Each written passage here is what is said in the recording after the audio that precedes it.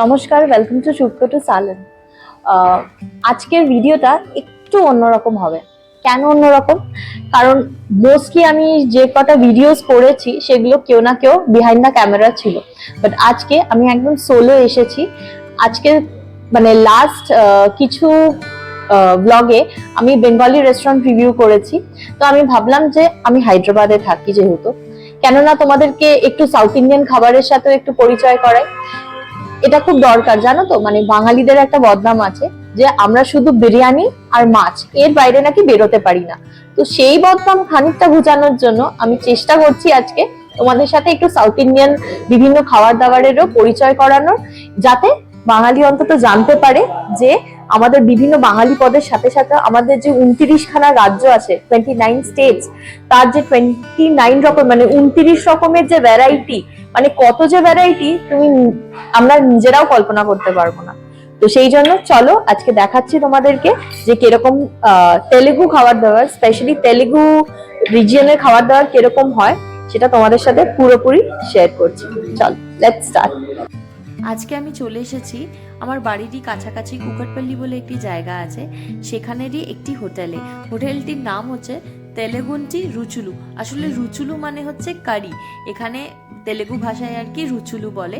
আর তার সাথে এখানে যে একটা কারি পয়েন্ট সিস্টেম আছে, এই কারি পয়েন্ট সিস্টেমটা নিয়ে তোমাদের সাথে পরে কথা বলছি। আগে চলো হোটেলের ভেতরে ঢুকি এবং দেখি। দেখো, ঢোকার সাথে সাথেই না একটা মানে ওদের যে কালচার বা আর্টের একটা কাজ রয়েছে, বিভিন্ন ধরনের আলপনা, মানে একটু আমাদের বাঙালি আলপনা কিন্তু একটু অন্যরকম হয়, এদের আলপনাগুলোর মানে স্টাইলটা একটু অন্যরকম হয়। তো বেশ আমার ভালো লাগছিল, মানে ঢুকেই যেন একটা মানে ছিমছাম, মানে একটা যে মানে রেস্টুরেন্ট আর হোটেলের মধ্যে যে ডিফারেন্সটা হয়, যে পার্থক্যটা হয়, সেটা বেশ ভালো বোঝা যাচ্ছিল। কিন্তু ভীষণই পরিষ্কার পরিচ্ছন্ন হোটেল বলেছে এ কোনো রকম মানে সেটা যে মেনটেনেন্স নেই তা কিন্তু নয়। ঢুকেই একটা খুব সুন্দর আর্ট ওয়ার্ক, মানে যেহেতু এই হোটেলটা দুজন মহিলা মিলে চালান, মানে হয় না মেয়েদের হাতে ছোঁয়া পড়লে যে কোনো জিনিসে একটা লক্ষ্মীশ্রী ব্যাপার থাকে। তো আমি এই হোটেলটার মধ্যে ঢুকেই না খুব সুন্দরভাবে সেটা বুঝতে পারছিলাম, সেটা মেনু কার্ডে হোক বা আশেপাশে যে আর্ট ওয়ার্কগুলোতে হোক, মানে বোঝাই যাচ্ছিল খুব যত্ন নিয়ে হোটেলটা চালানো হয়। যাই হোক, তো এই যে মেনু কার্ডের মধ্যেও দেখো একটা সাউথ ইন্ডিয়ান ছোঁয়া আছে। তো এখানে বিভিন্ন ধরনের তো মেনু ছিলই, কিন্তু আমি স্ট্রেট চলে গেছিলাম একদম এদের যে সাউথ ইন্ডিয়ান থালিটা আছে, তেলেগুদের যে থালিটা রয়েছে, একটা ভেজ থালি একটা ননভেজ থালি। ননভেজ থালিটা এবারে আমি আর নিইনি, কারণ আমার মানে ইচ্ছে করছিল না ননভেজ খেতে, তবে কোনো না কোনো দিন আরও একবার নেবো। আর যেহেতু আমি আজকে একা গেছিলাম, মানে আমি না এতটা তো খেতেও পারবো না যে দুরকম থালি নেবো আর তোমাদেরকে দেখাতে পারবো, তাই একটা নিতেই বাধ্য হয়েছিলাম। তো আমি ভেজ থালিটা নিয়েছিলাম, খুবই কম দাম ছিল, আর নানা রকম এরকম বিরিয়ানি, পোলাও এই সমস্তরও অপশন ছিল, যেহেতু হায়দ্রাবাদে ভীষণভাবে বিরিয়ানি চল আছে আর কি, তো এই সমস্ত ছিল। যাই হোক, চলো এবারে সোজা চলে যাব আমাদের খাওয়ারে। এবং খাওয়ারেও দেখো ওরা কিন্তু কলা পাতা দিয়ে সার্ভ করে, মানে ট্রেডিশনালি তুমি সাউথ ইন্ডিয়ান যদি তোমরা দেখো একদম কলা পাতার মধ্যেই সার্ভ করে। আর এই দেখো এই ভেজ থালিতে টোটাল 11 রকমের আইটেম ছিল। এই যে বেগুনের একটা ভাজা ছিল, একটা তরকারি ছিল অর্থাৎ ধোসা কাইয়ের একটা তরকারি, একটা রসম ছিল, চাটনি ছিল, জিরা রাইস ছিল, ডাল ছিল, সাম্বার ছিল, আর দই ছিল, আর সিমুয়ের পায়েস ছিল, একটা চাপাতি ছিল, আর সঙ্গে তুমি যতটা চাইবে ভাত ছিল। তাহলে বুঝতেই পারছো, অথচ এই থালিটার দাম কিন্তু মাত্র 150 টাকা। মানে একা আমিও কিন্তু পুরোটা শেষ করে উঠতে পারিনি, মানে আমি খেয়েছি কিন্তু শেষের দিকে আমারও কিন্তু মানে বলে লক্ষ্মী নষ্ট করতে নেই, কিন্তু আমি আর একদম পারছিলাম না। তাও যতটা ভাত টাত নষ্ট করিনি, তবে লাস্টের দিকের এই চাটনি ফাটনিগুলো আমি আর পেট মানে এতটাই পেট ভরে গেছিলো, খেয়ে উঠতে পারিনি। যাই হোক, চারিদিকে সাজিয়ে দিলাম। এবারে ওরা তার সাথে সাথে সঙ্গে সঙ্গে ভাতও দিয়ে দিয়েছিল। আর তাছাড়া ওদের যে স্টাফদের ব্যবহার, মানে যে সমস্ত দাদারা আর কি সার্ভ করছিল, ভীষণই ভালো। তার সাথে আচ্ছা, পাঁপড় ভাজাও দিয়েছিল, সেটাও বলতে ভুলে গেছি।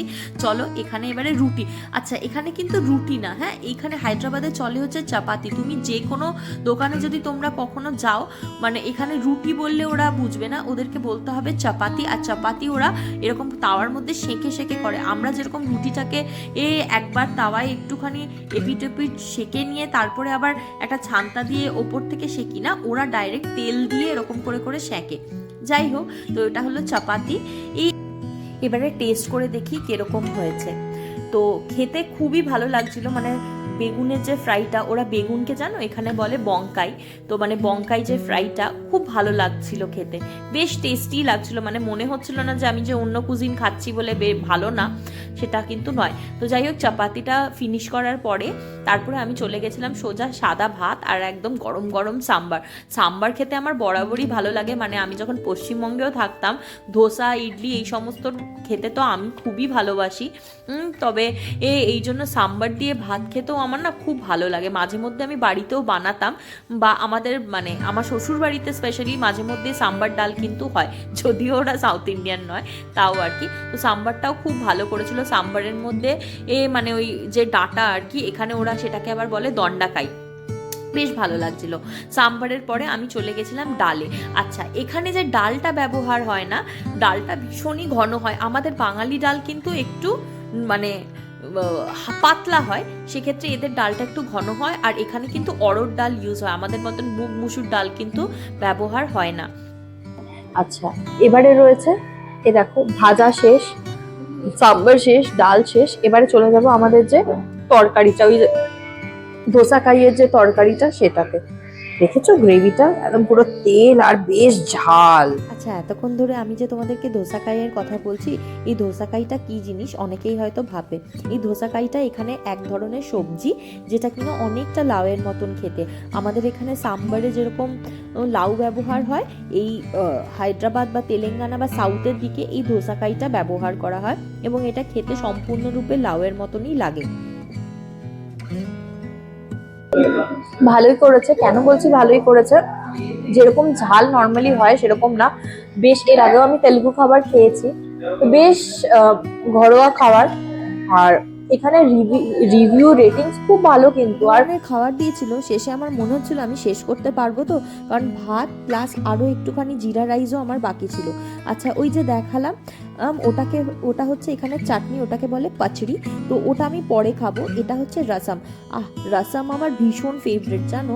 আমি মাঝে মধ্যে মানে প্রায় প্রত্যেক সানডেই রসম বাইরে থেকে আনিয়ে হোক, বা আমার যদি ফ্রেন্ডরা কোনো সময় রসম বানায়, মানে কোনো সাউথ ইন্ডিয়ান ফ্রেন্ড যদি রসম বানায় আমাকে কিন্তু দিয়ে যায়। আমার ভীষণ ভালো লাগে রসম খেতে। আমার খুব ইচ্ছে আছে এই রসমের রেসিপিটা তোমাদের সাথে একবার শেয়ার করব। আচ্ছা, তোমাদেরকে আরেকটা ইনফরমেশনও দিই, সেটা হচ্ছে এই যে রসম বলছি না, এই রসম আর রাইস কিন্তু দীপিকা পাডুকোন, মানে আমাদের বলিউড অ্যাক্ট্রেস দীপিকা পাডুকোনেরও ভীষণ একটা ফেভারিট খাবার। আর এই রসম জানো হেলথের জন্য খুব ভালো। এখানে ডক্টররা শরীর খারাপ হলে রসম রাইস খাওয়ার জন্য ও খুব প্রেফার করে আর কি। যাই হোক, এই জিরা রাইসের সাথেও আমি রসমটা খেলাম, আর এই রসমটা বেশ টক টমেটো আর ইমলি মানে তেঁতুলের একটা টক থাকে, আর খেতে খুব টেস্টিও লাগছিল, মানে আমার তো ভীষণই ভালো লাগছিল। যাই হোক, মোটামুটি আমাদের সব খাবার দাবার হলো। এবারে আমি চলে যাব ওই আচারটাতে। আচ্ছা, এই যে আচার মানে এটাকে ওরা পাচড়ি বলে, এই আচারটাও কিন্তু ডালের আচার, অড়হর ডাল এবং আরও বিভিন্ন জিনিসপত্র মিশিয়ে এই আচারটা ওরা বানায়। এই যে চাটনি, এরা অ্যাকচুয়ালি এটা ভাতের সাথে মেখে খায়, বাট আমি জাস্ট এমনি টেস্ট করলাম, ঠিকঠাক। শেষ পাতে যেরকম মিষ্টি দই আমাদের বাঙালিদের চাই, কিন্তু ওদের আবার এরকম টক দই না হলে চলবেই না। তবে আমি আর ভাতের সাথে খাইনি, আমি জাস্ট এমনি 2-3 চামচ টেস্ট করেছিলাম। জানোই তো তোমরা সাউথে কার্ড রাইস কতটা ফেমাস। যাই হোক, এরপরে আমরা চলে যাচ্ছি ডাইরেক্ট মিষ্টিতে। মিষ্টি বলতে ওই পায়েসের মতো সিমুই আর সাবু দিয়ে এরা একটা এই পায়েস করে, যেটা এদের এখানে ট্রেডিশনালি মোটামুটি সব অকেশনেই এরা বানায়। আচ্ছা, এবারে এত সুন্দর যে খাবারগুলো আমাকে যে খাওয়ালো, যদিও এটা পেড প্রমোশন না, তার সাথে একটু কথা বলে নিই। हाय मैम, आपका रेस्टोरेंट का नाम, आपका एड्रेस और फिर स्टार्टिंग रेंज क्या है, प्लीज हमारे दर्शकों के लिए बता दीजिए। यह तेलगिंटी रुचुलू हमारे होटल का नाम, and address is remedy hospital, road number 4, MIG 246, Kukatpally. और फिर आप लोगों का स्पेशलिटी क्या क्या है खाने में? वेज एंड नॉन वेज दोनों मिलता है। स्टार्टिंग प्राइस 150 से रहेगा, वेज एंड नॉन वेज भी मिलेगा आपको, पुलाव बिरयानी सब मिलेगा, veg and non veg. Starting is 150, which means 300 rupees, and biryani pulao, chicken biryani वो सब 350 से starting.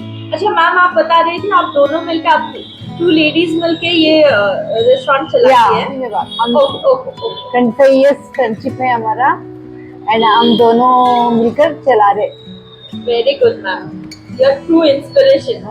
Thank you so much. Thank you. এক রাশ ভালো লাগা আর অনেকটা কনফিডেন্স নিয়ে এবারে আমি বাড়ির পথে। দেখা হচ্ছে তোমাদের সাথে আগামী ভিডিওতে। জানিও ভিডিওটা কীরকম লাগলো। ততক্ষণ নিজের পেট আর মনের খেয়াল রেখো, আর সবসময় বলতে থেকো আমরা নারী, আমরা চাইলে সবটা পারি।